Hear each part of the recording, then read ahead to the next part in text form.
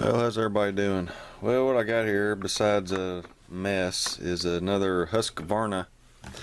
Husqvarna. This one here, if you can see there, Husqvarna, and it's a 1941. This is a Swedish Mauser, M38 Mauser.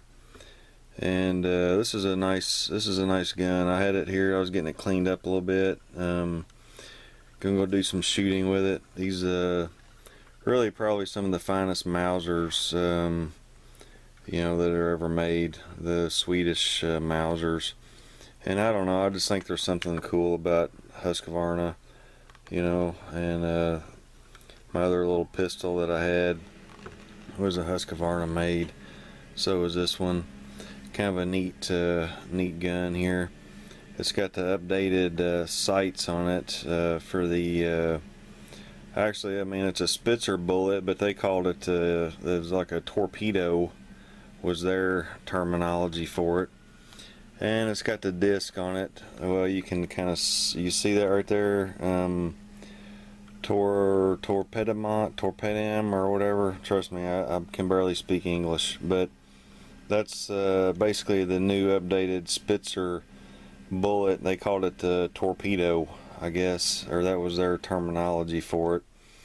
So I don't know, I've read a lot of things about these plates here, and I'm not sure really whether to take them at face value or not, especially when you buy a gun. You just never know what somebody could do to it or whatnot, switch it out. I mean, it may not have had one, they may have put one on there, you just don't know. But 3 evidently is like the worst bore condition, but the bore on this one doesn't look bad. And with the books I've read a lot of them, or read a few. I wouldn't say a lot, a couple, and most of them say that they never even bothered stamping a 3 on it. Like if it was a 3, they wouldn't even stamp it as a 3. They would just send it back to get it rebarreled. They wouldn't even waste their time stamping a 3 on there. So whatever, take it for what it's worth. We'll see how this thing shoots. But another interesting thing about the Husqvarna ones is the little Swedish mark on these. They put them at a 45 degree angle, as opposed to the Carl Gustaf. I don't know if you can see that there, but you see how it's kind of like slanted. What would you call that? Maybe 10 or 11 o'clock. Slanted, and they said it's a 45 degree slant, but that's like the acceptance crown. The Carl Gustaf, it was straight up and down 90 degree. The Husqvarna, for some reason, they decided to slant those, put it at a 45 degree. And they didn't number all their parts either. The Husqvarnas didn't. They, like the Gustafs, they numbered everything. And as you can see, this one, I mean, it has all the correct numbering for Husqvarna. It's got the bolt, it's got the safety, and the receiver. And see, it's not even numbered on the base plate, and you can see there again that the little crown is slanted, on both of those. And the barrel band is not numbered either. You see the little slanted thing there. So and that's typical for what I read on Husqvarna's. They didn't number everything like the Gustaf ones did, but then later at some point, just to make sure the parts, I guess, didn't get mismatched, somebody went back and electro penciled right there, and then electro penciled on the bottom right there to make sure the parts didn't get mixed up or mismatched or whatever. But I'm gonna go shoot this gun, and let me see, where's my ammo? Alright, well, this is what I've got right here. It's some Wolf Swedish ammunition. This looks like really nice ammunition, and the cases are annealed, looks nice. And what I want is, I want to get this brass, and then I want to do some reloading. you know, for this cartridge, and you know, see what I can do with it. But I'm gonna go shoot a few of these and see how it shoots, and so y'all stay with me here. Alright, how's everybody doing? Well, one thing I didn't mention, this has got a hooded sight protector on it, and then it's also not threaded.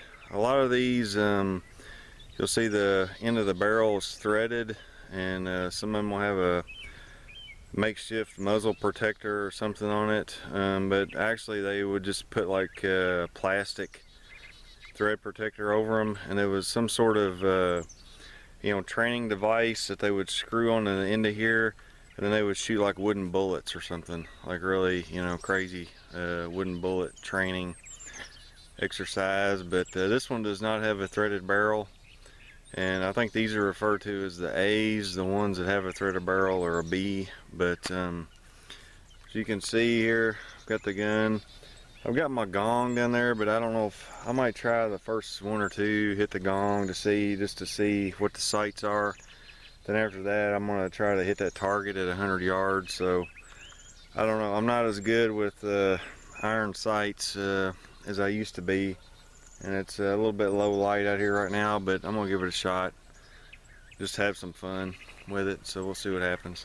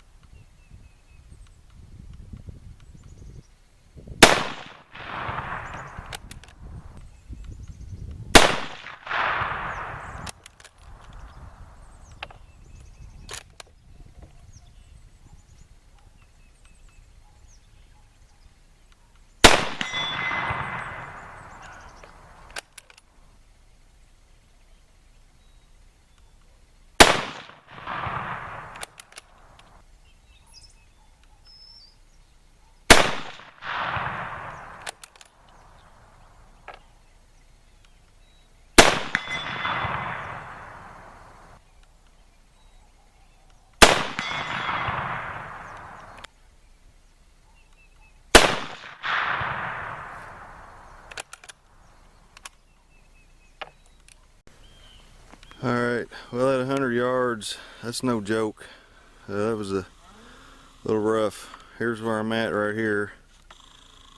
So I moved this up to 50, and I'm gonna try it. Believe me, my group there, as you guys could see, it's nothing to write home about. Let me get the camera adjusted. I'm gonna move this up to 50, and I'm gonna try my last 5 shots.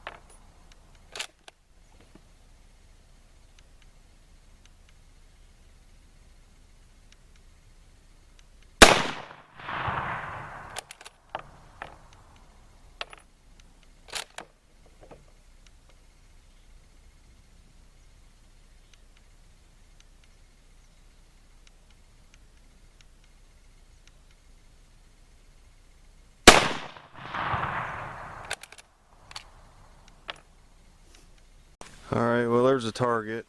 And you guys probably saw better what I did than I could. But I don't know, I think the last 5 were maybe right in here somewhere. I know there was already 2 here, and then there was a bunch up here. 1, 2, 3, 4, 5, 6, 7, 8, 9, 10, 11. So then maybe it was like 1, 2, 3, 4, 5, or I don't know, you know, 3 to 4 inch group probably. So not great, but I'm gonna tell you right now, my eyesight is not what it used to be. And that front sight, and it's not real, it's dusk, and it was hard for me to pick up that front sight, you know, with it being hooded like that, and I think it made it a little bit worse. But anyways, the gun shoots, and I had fun doing it, and I got my brass. I need to build me a decent shooting table. I just use these spools I pick up, and this one here is so low, it's ridiculous. But I got my brass, so y'all stay tuned on that. I'm gonna try to do some reloading for this caliber. If I have time to do it, I'm gonna try. But there's my Husqvarna. It's a model M38, made in 1941, Swedish Mauser. So anyways, I don't know, that's it. That's all I got to say. Hope you guys are doing well, and we'll see you on the next one.